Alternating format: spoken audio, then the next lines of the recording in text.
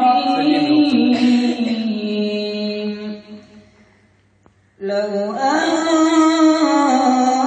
أنزلنا هذا القرآن على جبل لرأيته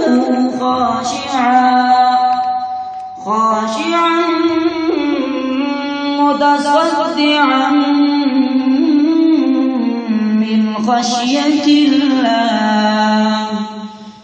وتلك الأمثال نضربها للناس لعلهم يتفكرون هو الله الذي لا إله إلا هو عالم الغيب والشهادة هو الرحمن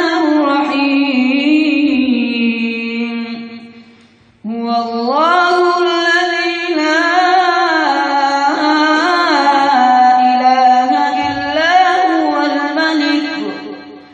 الملك القدوس السلام المؤمن المهيمن العزيز الجبار المتكبر سبحان